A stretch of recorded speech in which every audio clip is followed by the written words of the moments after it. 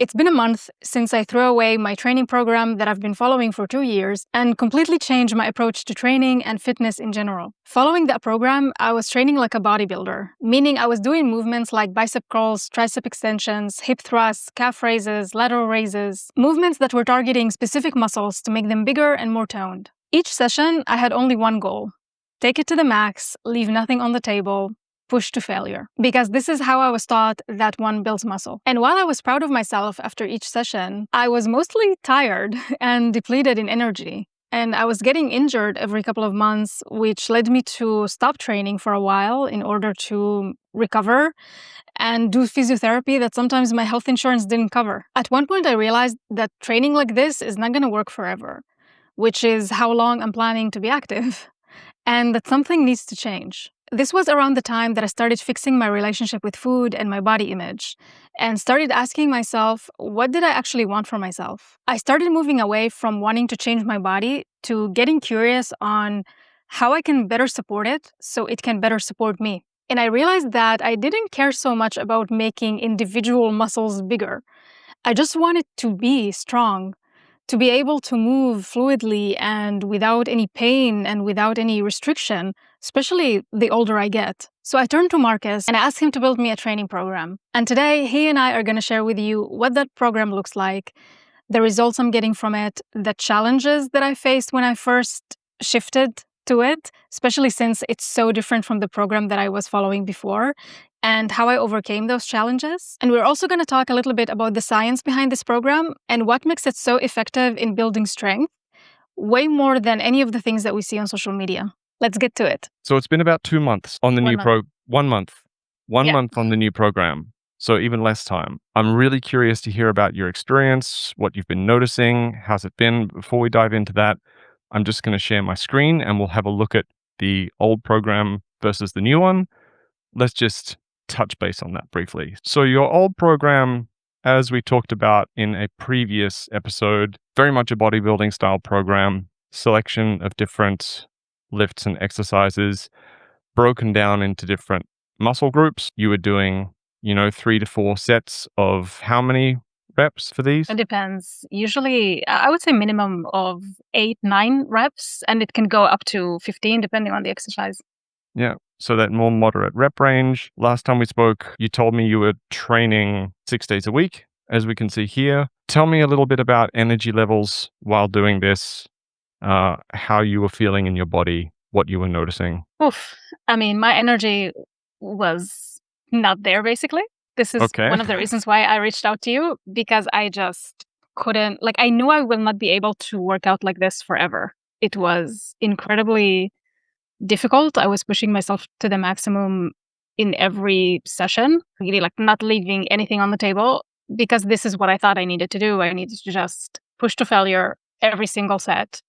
And by the end of the sessions, I would just be exhausted, and this will affect my energy levels throughout the day as well. And come weekend, I just didn't have the energy to do anything. I just wanted to sit on the sofa and basically not go out, not experience life, just rest as much as I could, because I knew that another week is coming after that. That looks exactly like this. What I noticed about this program is that not every movement involves your whole body. It is broken up into smaller isolation movements, with things like, cable tricep extensions and, lateral raises and all this kind of stuff. So it's not like every single lift or every single movement was an absolute, nervous system burner. But at the same time, that expectation to take every set as close to failure as possible, even on movements that involved single joints and smaller muscle groups, I'm hearing that was not really panning out super well for you. What else were you noticing in your body? What were you feeling? Were you getting stronger? What else was going on here? I'll tell you what, in terms of physique, I definitely was growing muscles. I could see it, especially in my tricep biceps. Mm-hmm. But I wasn't feeling strong. Okay. More than that, I actually had an injury I would say I was nursing it for about a year. Okay. Before I switched this program. It was an injury near my cervical spine, between my shoulder. It was like a neck shoulder thing where I couldn't basically move my head to the left without feeling pain in Mhm. my in near my spine. I'm not sure exactly the medical term for it. Basically, I was at risk of agitating this area in my back most of the sessions, Mhm. which frightened me at times because I knew that when an injury happens, you need to rest for a good couple of months and then get back to training. And that was incredibly hard for me to do. Mhm. Just the only thing that helped me with that was knowing that I want to work out for the rest of my life. And if I work out while I'm having an injury, that could limit what I could do in the future. So I really need to rest in order for that injury to heal, in order to get back to the gym. But even when I would think that this injury healed, I would go back, still do the same exercises as I did before. I would feel it coming up again. I would get panicked and then try to do some things to adjust, not push myself as hard. But it was very, very hard for me not to push myself hard. This is something I needed to work through. And Mhm. especially when we talk about the new program, incredibly challenging to not even push myself to the max, but even one rep above the max. It was I just had this mindset of more, and more is better. Eventually, I did physiotherapy for this injury, and I had a great physiotherapist who told me to kind of similar to what you started explaining to me when we started working together, that even when I'm doing a movement that is targeting one specific area, my whole body needs to be engaged. It's not just, even if I'm doing biceps, really, pull your back muscles together, pull your shoulder blades together, have everything be tight, because this is not, none of the isolating movements we're doing are actually isolated. There's always other muscles in play. And I needed to be really mindful of that. And that started helping a little bit with the injury. Okay. But it completely went away actually when I started following the program that you built and following your direction when it comes to how to do the training and the tension and the stuff that we're going to probably talk about in a minute. So, yeah, that definitely didn't feel strong, long story short, Okay. doing that program. I'm glad to hear you touched base with a physio who was on board with training and sounds like, it sounds like they knew a little bit about it. I've definitely had some really unfortunate experiences with different physical therapists and physios over the years where, like, I had a back injury, for example, in 2027 when, not In the future? 2027, that's in the future. So I was 27 years old and it was 2014. So yeah, I had a back injury. I was training kind of irresponsibly at the time. It's like pushing everything to failure all the time, and I was training Thai boxing. So yeah, there was a lot of volume, a lot of intensity going on. I experienced this really scary moment where I was hitting the pads and doing kicking drills with a partner, and I literally felt my legs start to go kind of numb. Like, it's like I lost power to my legs. I was like, "What the hell is happening here?" It was a disc issue going on with my lower back, and the first person that I went to basically said to me, "Oh, you're cooked. You're done. You'll never lift weights again. You can't do this. You can't do that. You're gonna be lying on your back for the next 3 months." They painted this really terrifying and scary picture for me. So I was like, "Huh, I'd like a second opinion." Found a physio or osteo or someone who routinely worked with fighters, specifically MMA fighters. I went to him, completely different verdict from him. He was like, "Yeah, it's a shitty injury and it hurts like hell, and you'll have to be careful and intentional around this for a little while, but you'll be fine." So the fact that you connected with a good physio who didn't immediately try and scare you into, not lifting weights, that's great. So you did a really good thing there and clearly connected with a helpful person. Something I've noticed myself over the last 15, 20 years that aligns with what you were saying about tension and injuries. And I want to make the distinction between, kind of chronic muscle tension and chronic muscle spasms versus injury that involves maybe tendon or ligament tears or muscle tears. They can feel similar sometimes, and sometimes a muscle spasm can feel like the world is ending. Figuring out which one it is, of course, do the responsible thing for everyone listening. get the right advice from a medical professional, physical therapist, etc., etc. But I found myself, a lot of the pain that I was experiencing for many years while doing programs like the one that you were doing went away the moment I started managing my training volume and intensity and technique much more effectively. So I did spend quite a few years myself doing these kind of style programs, again, like the one we were just looking at, doing all like the little exercises that the physio gave me with the little elastic bands and the stretches and the this and the that and whatever. I didn't really experience much benefit from those. But then the moment I was just doing a program where volume was calculated better, intensity was calculated better, and the emphasis was on full body movements and better technique, suddenly it was like magic.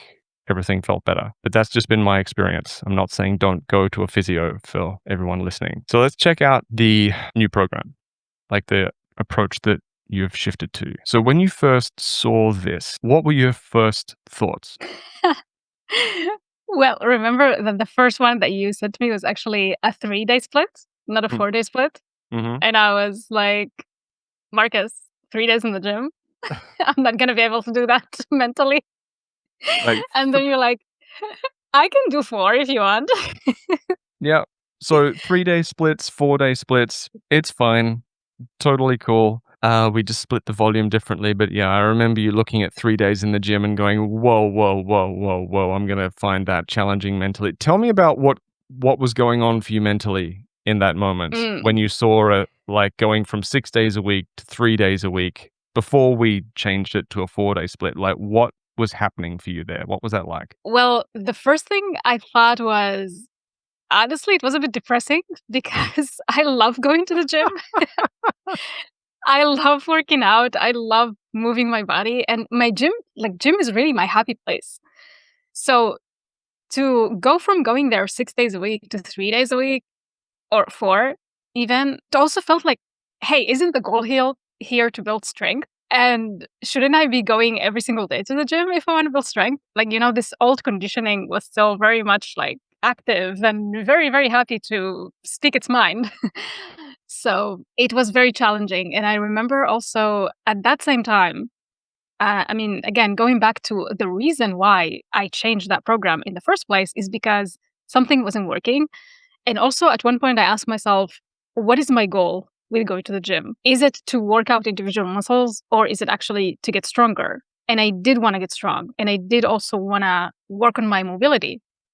And around that time, I was also thinking about what I can do actually to become a bit more flexible and be able to move a little bit better, especially as I get older. And I did want to incorporate calisthenics training as well in my program, in my week. And so thinking about it like that, okay, 3 days a week, 4 days a week, I would be in the gym lifting weights. What could I do in the other days in the week when I'm not going to the gym? And so looking at the opportunity there, that actually was incredibly helpful because it wasn't just about, okay, going to the gym, doing what I was doing all this time. What's something new I could do that could be also challenging? And so that mental shift helped me a lot through this because, again, like going from 6 days to 3, the first reaction was panic, obviously. But then when I stopped and I thought about it, I'm like, actually, this is what I wanted. I wanted to build strength properly, not working harder, working smarter. And I trusted you. I trusted that you know what you're talking about. Obviously, you have all this experience and you have great results yourself. You're incredibly strong. And I'm like, okay, let's see. I tried this for 2 years. It led me to an injury. It led me to being tired. Let's try something else and see how that works. I appreciate the faith and the courage to change something because I remember as well like what it's like to be doing something for a while and be faced with the decision to change a program or do something different. It can be kind of scary. So you brought a lot of courage to that moment, and what you said about, okay, from 6 days a week to 3 or 4 days a week, now I can maybe do some things outside the gym.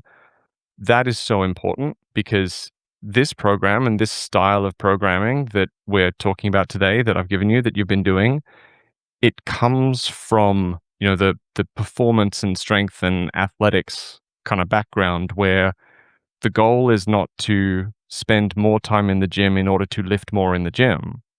The goal is to do what you need to do to perform better with the thing that you want to be doing better with. That might be powerlifting or it might be strength training, but this approach, with what I'll go into a bit more soon, it does allow space for all right, this is the goal here is to make sure you can show up stronger and better for life outside the gym, not just kind of flatten yourself inside the gym and spend your weekend laying on your back looking at the ceiling. So let's bring it back up here. For the people just listening on maybe the podcast, we've got our sessions split into 4 days, and there is 4 movements. There's one pressing movement. I think, Annabelle, you're doing a bench press. Mm-hmm. Yes. There is a pulling movement, which you're choosing a cable row, seated row. Yes. Then there's a hip hinge, which is essentially our deadlift, and a squat, which is a barbell squat. So this is not new. It's very minimalist in the sense of there's a press, a pull, a deadlift, and a squat. You'll notice that you're squatting, or each of these movements are repeated multiple days. So it's not like you do your one big day with deadlifts and squats and then you don't touch deadlifts and squats again for the rest of the week. These movements, these same movements, repeat throughout the week. But the key thing to factor in is that they're not repeating at the same weight and the same intensity. So you're going to have heavy days, medium days, and light days for variation with these different things. What were your thoughts when you were looking at that initially? Initially, honestly, I was excited to try something new. Mm-hmm. But very soon, and I want to say the first week, I was already thinking about going from 23 individual exercises, which I counted. I used to do 23 individual exercises per week, to only 4. That was hold on, I'm going to be doing this for how long now? And I scrolled down in the Excel sheet to see that it's actually 15 weeks. Mm-hmm. And honestly, it was an ego hit more than anything, because I go to the gym very often. I know, I go also more or less at the same time. I have my people there, I used to train so hard, doing so many different exercises. And now I am this person who's doing 4 exercises a week, repeated over and over and over and over and over and over again. And I see people using all the machines in the gym, and I'm using only, how many? 3 machines, basically. And it's an ego hit. It's, I am looking like I'm not working out hard enough, kind of thought. And when I realized that, I actually, ask myself, who am I doing this for? Am I doing this so people would think I am doing something better, or I'm doing this to actually do something better, to actually get stronger? And again, it was just all about trusting that this is going to work. And what I was doing didn't work. It was a way for me to it's kind of like doing busy work. When you have a huge to-do list and you're doing busy work, but not actually touching the actual work that needs to be done that will get you results. It's kind of like that. You go to the gym, you do busy work. And I was all about the busy work, about how this appears, how this seems to somebody else. If somebody's looking at me, oh, wow, she looks like she's doing a lot. But in fact, what I'm doing is not actually moving the needle whatsoever. It just looks good on the surface. I don't even think it looked good because my form wasn't that great. But, this narrative in my head of how this looks. And again, basically hitting that old belief and conditioning with the thought that, or the truth that this works. And somebody here who has way more experience than me knows that this works, and he wouldn't be recommending this if it didn't work. So let's trust that, and let's shift away from this doing things so they appear good to actually doing things because this is what's going to lead me to the best results, to the best physical shape that I will be in my life. That was mostly it.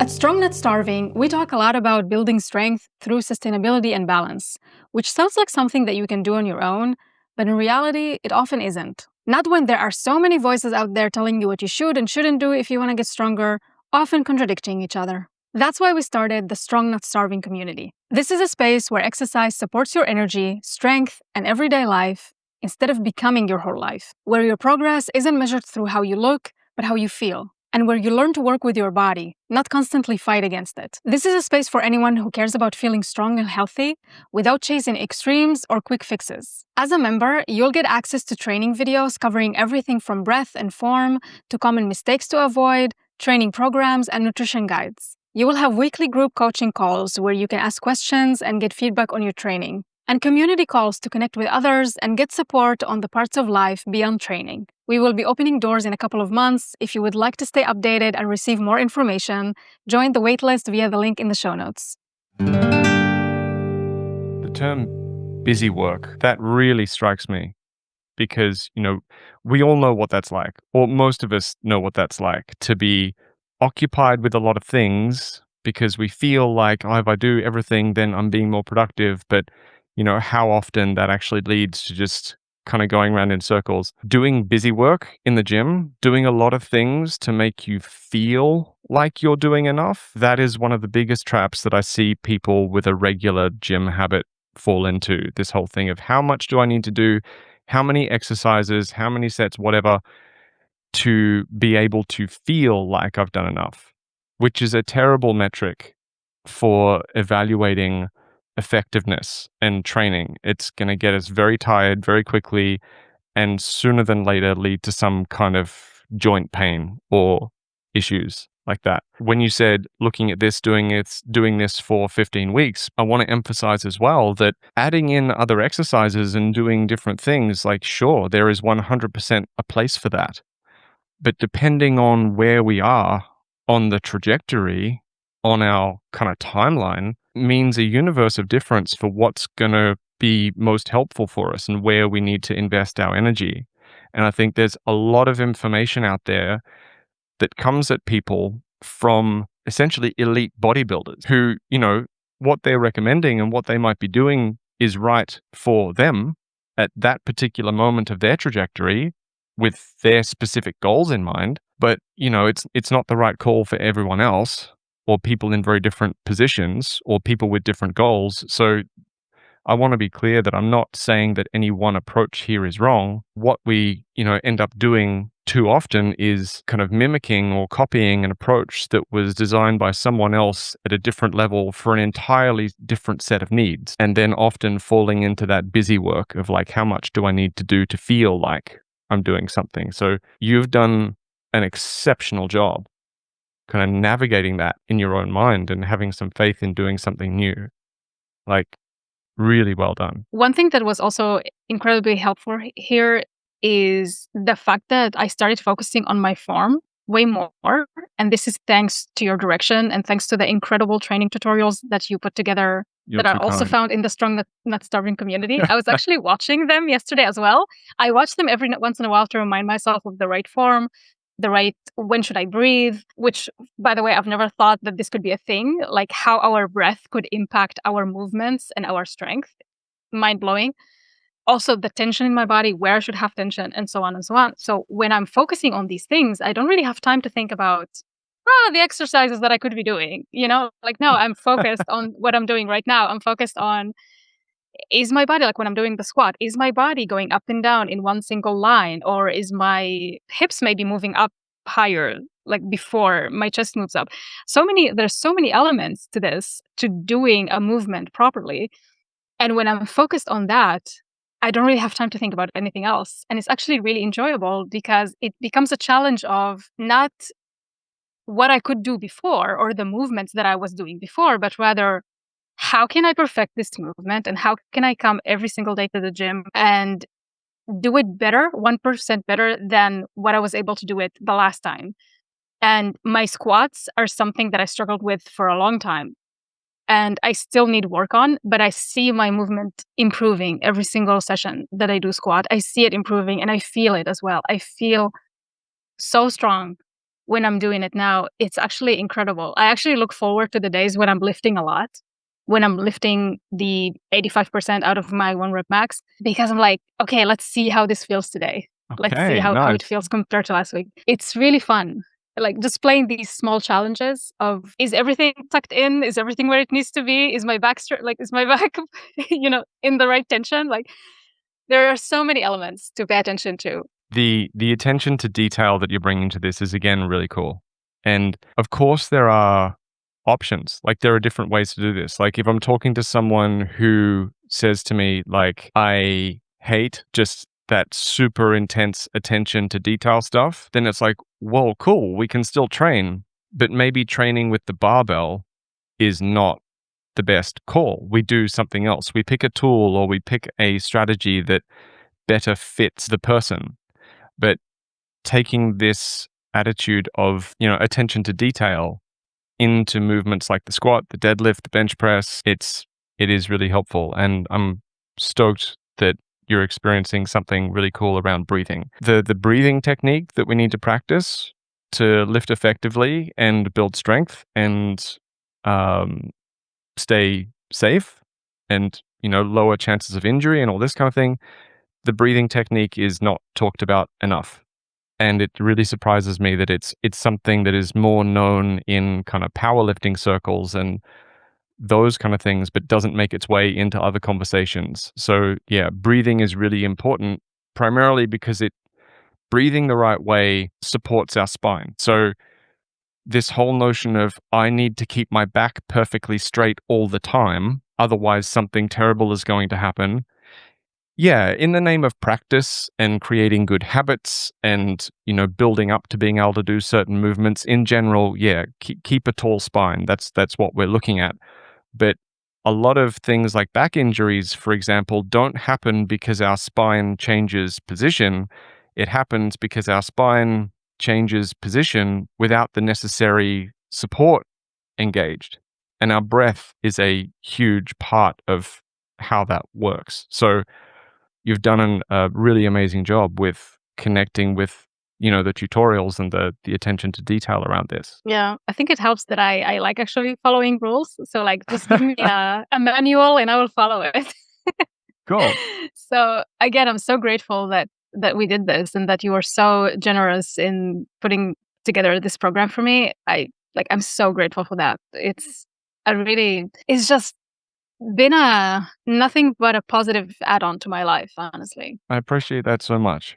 And, thank you for doing this program, because it's one of the programs now that will be available within the Strong Not Starving community. So Nice. joining the community will give you access to this program, and we'll be talking about it in more detail within the community. I don't want to do like a full deconstruction of the program right here, because that might bore some people. But what I'm really interested to hear is, what have you noticed? Like your experience shifting into this new approach. What have you noticed with your energy levels, with your body, with what outcomes, what results have you seen in the last month? Definitely have more energy than I used to have before, even on days when I'm lifting the heaviest weights, specifically squats and deadlifts, which usually, I remember days after training deadlifts and squats, I would be very tired for like a good couple of hours after the session.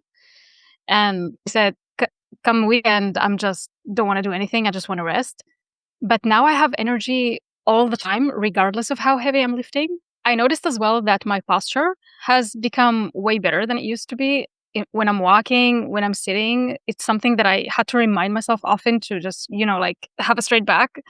And now it's just something that happens on its own, which I wasn't really expecting would be a byproduct of this program, Right. but there we go.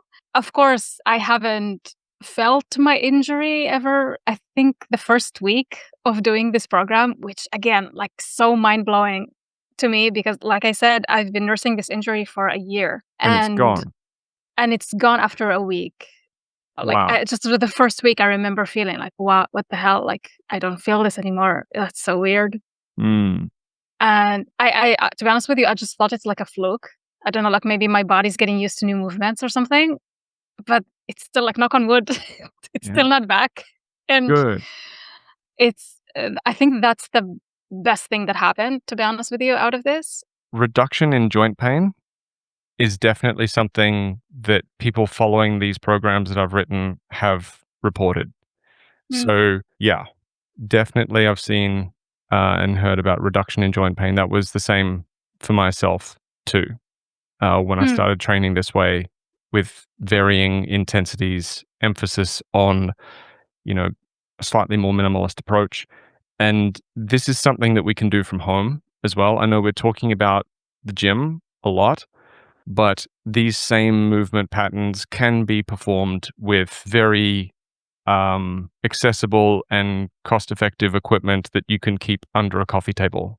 Like, if you want to train from home, this is very accessible from home too. Another thing I've been noticing, again, totally unexpected, is more focus and I would say more patience as well. And I think this has to do a lot with the fact that, again, with your direction, I've been really taking my time in the gym doing proper warm up, which I didn't do before. So, for example, I used to like hip thrust, let's say 60 kilograms, and I would go in and just like do that without warming up first, And I love your now enthusiasm. I'm like, let's go. But it was also, to be honest with you, it was also my desire to sort of get this done as fast as possible instead of Right. actually training and instead of actually focusing on what I'm doing. It was okay, let's do the session and go home. There was no really this thing that I'm doing is supporting me, is helping me become stronger. It's like this thing that I'm doing is gonna help me build better glutes. Let's just do it and get it on with. This was my mindset back then of going to the gym. Now, for example, I lift, let's see, my heaviest squat days, I think it's 42 kilograms. And I take so much time before that. Like, first of all, I do the mobility exercises.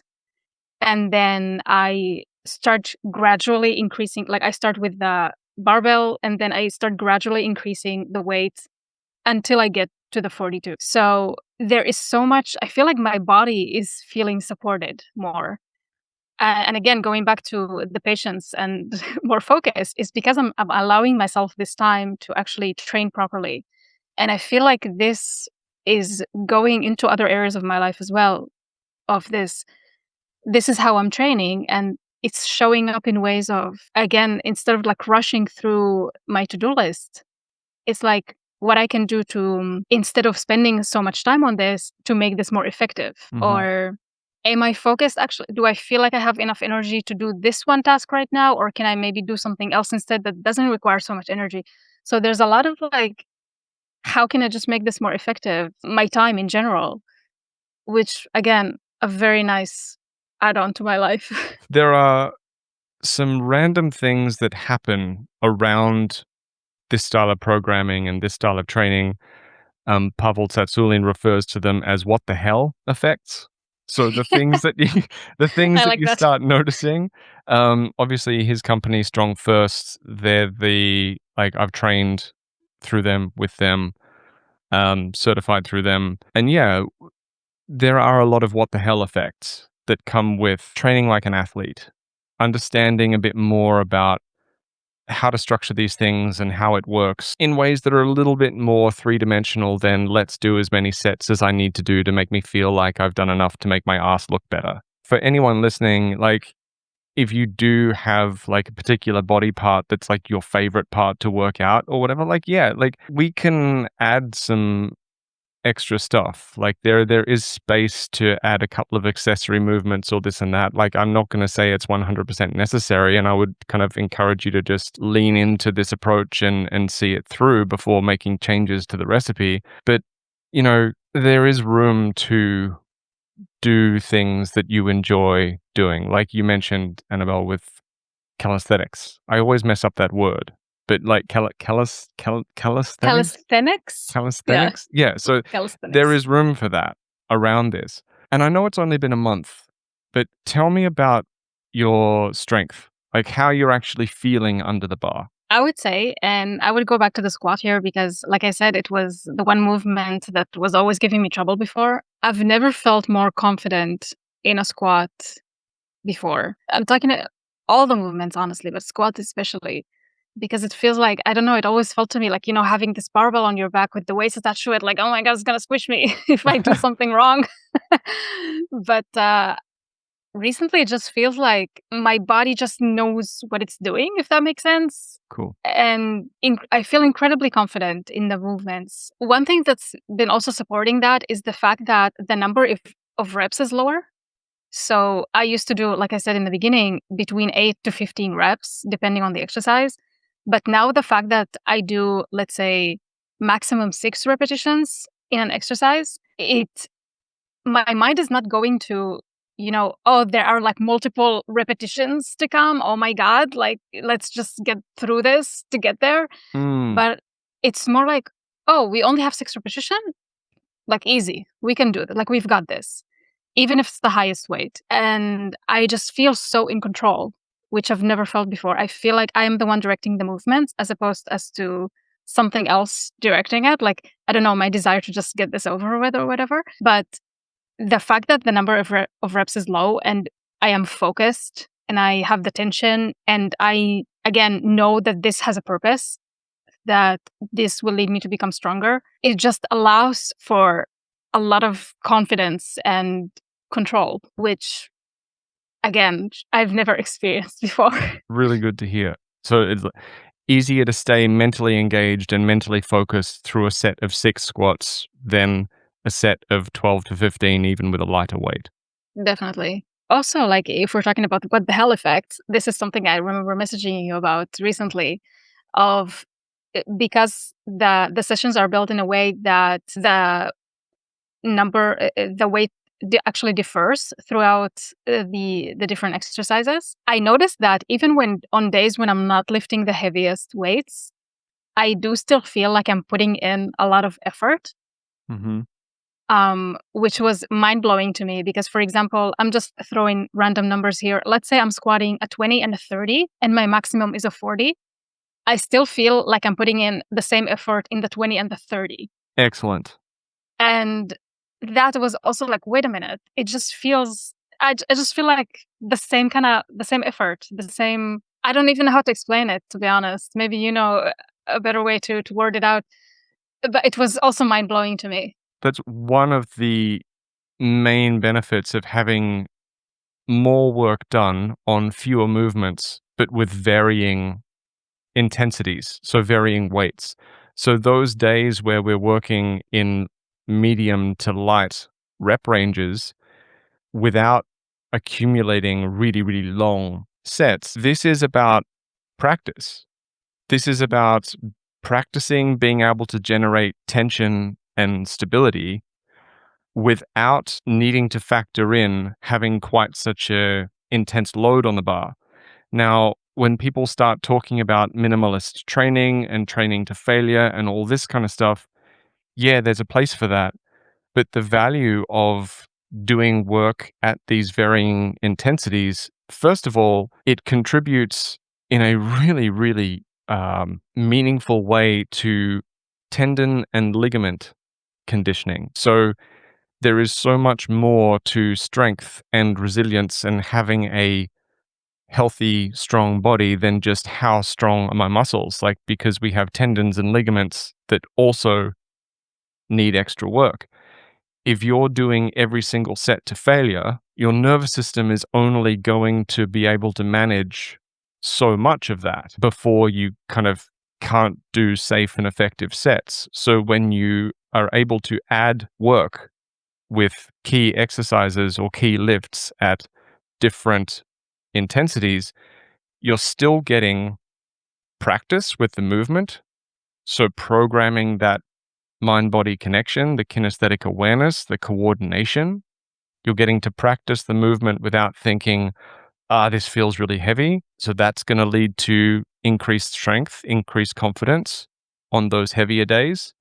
And also those medium to light days are important for tendons and ligaments to make sure that your connective tissues are actually capable with the kind of workload that you're asking of them, because it takes tendons and ligaments longer to adapt to increased workloads than it does muscle tissues, because tendons and ligaments don't have the same amount of blood flow as skeletal muscle. So there are all these other factors that start coming into play with, why are we doing different intensities on different days? And why am I doing squats with a weight today that doesn't really feel like I'm pushing close to failure? Well, this is why. So, in light of that, I'd love to hear any thoughts or questions that you have about this experience or moving forward or just anything. Like, what's on your mind? I'm curious, actually. It also ties to something that you said about maybe adding a variety of movements moving forward. So, right now, I'm doing this program for 15 weeks. And on the 15th week, I'm going to be testing my 1 rep max again. Yeah. And I'm wondering, after that, will we continue with the same program or will there be change done to it? There is nothing wrong with not fixing what isn't broken. Okay. Right? So you can continue. And people often overestimate the value of throwing random exercises into the mix. We do need to make changes in order to keep the body adapting and getting stronger, but those changes can come in the form of volume and intensity. They don't need to be 1,000 different variations of different exercises. That said, introducing, specialized variety exercises, so, different exercises or lifts that are in alignment with maybe specific goals that you have, there is space for that too. So the question becomes, after this 15-week cycle, how do you feel? What are you shooting for? What's on your radar? What would you like to do? Give me some feedback. And then we make some tactical decisions based on the, results of the past few months and what you want to do moving forward. All right. So there is room for specialization. We call them like specialized variety exercises. I just love what you said about when you know something is working, there's no need to fix it. And I really love this approach. With that, I also love that you're very flexible. And if somebody comes to you and says, like what you said as well before, I enjoy working this body type, this body part. Let's add something there. I like that you are very willing to change the program in a way that it fits to the person's life and their wants and their needs and their goals. So that's really cool. Because I know a lot of trainers who are like, nope, this works. You have to follow with it. You have to follow through. That's it. You want something else? Go somewhere else. Well, as long as we use the same principles and we're not just doing stuff because we're bored or making stuff up randomly, then yeah, if something adheres to the principles that make programs like this work, then why not include it? People love to have these arguments like, what's the best way to do this or what's the best way to do that? Especially, conversations around, kettlebells or barbells or dumbbells, which is better, blah, blah, blah. Those conversations are such a wank. Like they're just clickbait, really, to make people comment and get mad about stuff. But really, at the end of the day, whether you're building strength, power, speed, endurance, any of these physical attributes, it doesn't matter what tool you use. All that matters is we're following the principles that are in alignment with your goal. So, yeah, what we're doing right now is building a base of strength and work capacity for you. So work capacity being our body's ability to perform a certain amount of mechanical work and then recover positively from it rather than just burn out. The program that you're doing right now is chipping away at that, in addition to your level of raw strength that you can bring into anything moving forward.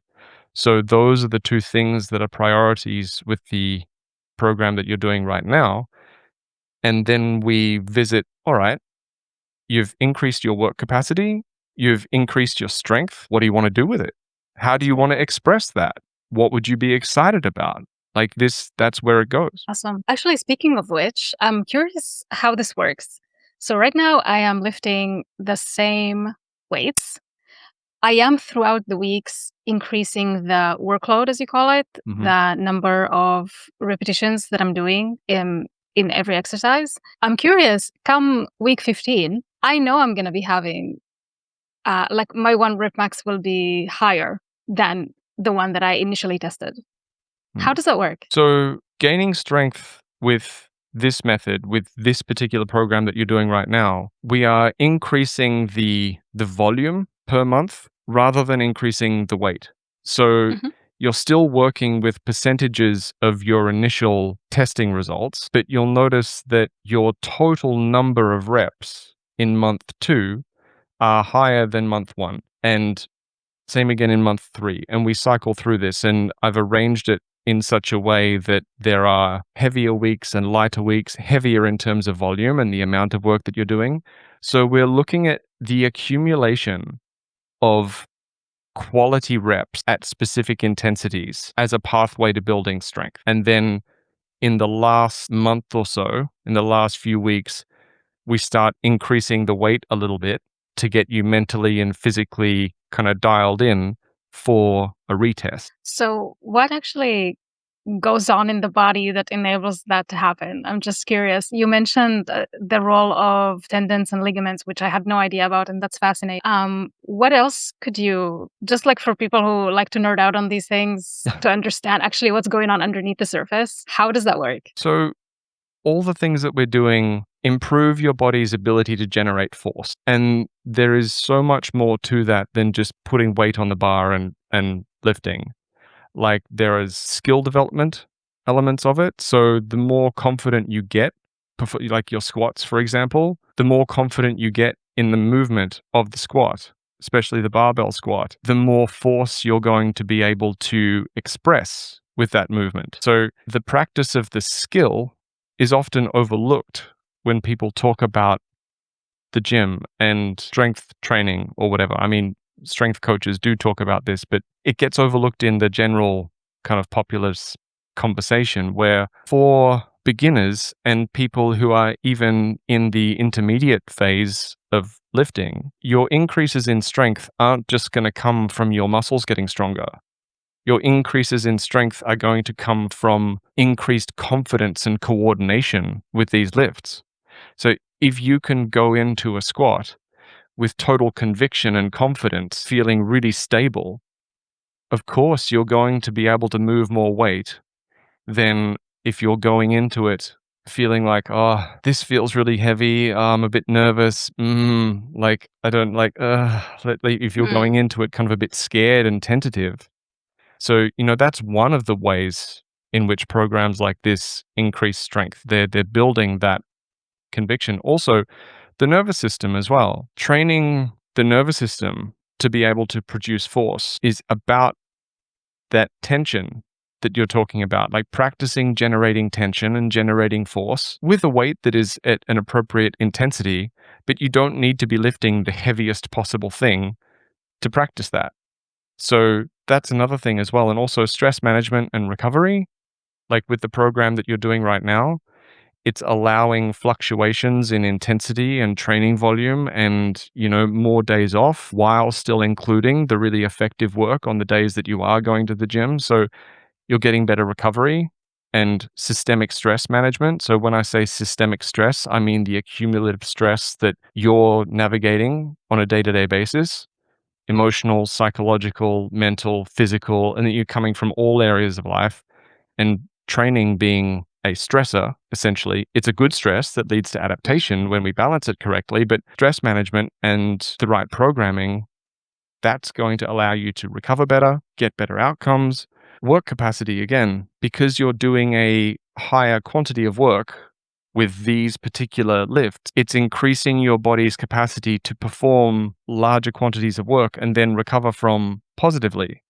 So increasing work capacity means that you can do more work that you can still positively recover from, which means there's more to work with in terms of what you can get gains from.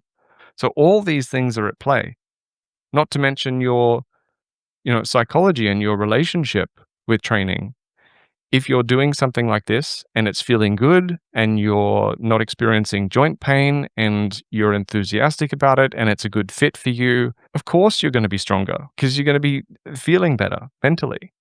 There is so much more to this than just, oh, my muscles are getting stronger or my muscles are getting bigger. It's a systemic, adaptation. Yeah, that's fascinating. And it's really geeky. So it's like, I know that was a lot, but the whole point of me writing these programs and doing this work is so that I have to know this stuff to factor it in so that you don't have to. Like, if you're listening to this, or anyone listening to this is like, that sounds like a lot. Like, yeah, it is a lot. That's why I know it, because I'm a geek with this stuff and I enjoy putting it all together. And so that you don't have to keep all these things in your mind all the time. Yeah, and then you can just go to the gym and trust the program. And Yeah. especially if you're making a huge change in your training and your approach to fitness, like I have. So hearing this actually, it just makes a lot of sense. And I am also very happy that I don't have to keep this in mind because it's a lot. So the fact that you're here and supporting me through this means a lot. Yeah, I couldn't have done it without you. So You're too thank you. kind. And thank you for this episode, really. Oh, it's a pleasure. You really are too kind. You've been doing really good work, and I appreciate the faith. And conversations about challenging our existing beliefs and feelings around what we should be doing and how much we should be doing and what that should look. I have these conversations with people every day that I run one-to-one sessions. It is difficult doing something different. And yeah, it's kind of par for the course. If you're hearing any of this and you would like to experience something better, something different, but at the same time you're feeling like, I don't know if I could make that adjustment, or I don't know if I could do, like, it's scary doing something different. Like, yeah, it is. It is It is. scary. It is Yeah. scary. But I made the change personally and never looked back. Uh, Annabelle, you seem to be going pretty well.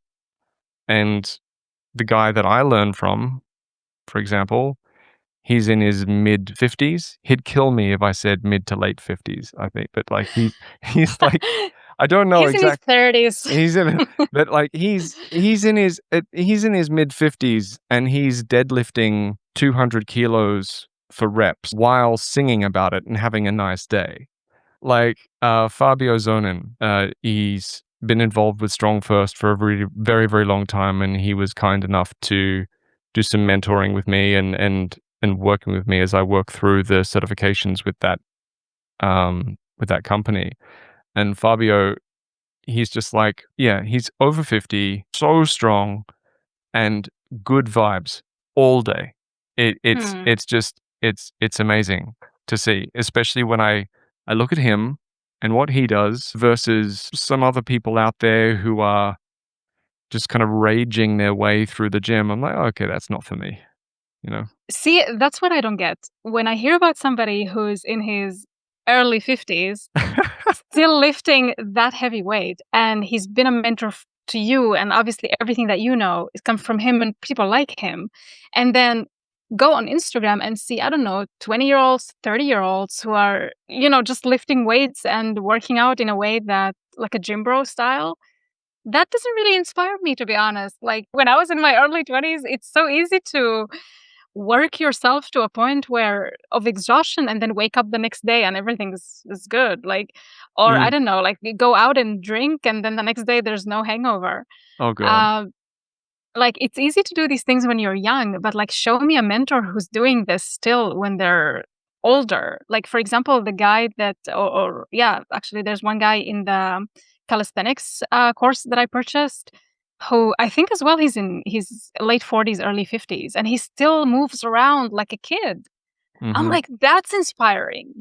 And these are the people that I want to learn from. And something I would like to add here, which is, yeah, a shameless plug to our Strong Not Starving community. We started this community because we really believe in these things. And if, like the way you asked before, if anybody out there is thinking about making a change to their training program or their approach to fitness, nutrition, and so on, you have one person here who's done the work, Marcus, and he understands all things that are fitness and all things that are training and how to actually build strength in a way that sustains you in life and how to apply fitness to your life instead of it becoming your life. And you have somebody here who's going through the program, very early on stages. So we kind of get you from all perspectives. Somebody who's been doing this for years and somebody who's just started doing this, who understands very well how challenging it is to change your approach to fitness, to nutrition. So you will be supported all around in this community. And I hope you join us soon, because we're opening doors on the 31st of August, and we're currently doing interviews, application interviews. So if you want to join us, hit the link in the description. We would love to have you there. Thank you for listening to Strong Not Starving. If you like this episode, you can support us by following or subscribing and leaving a review. It will help get our message in front of more people. If you have any questions or feedback, let us know in the comments. We would love to hear from you. And if you would like to stay updated and receive more information about the Strong Not Starving community, join the waitlist via the link in the show notes.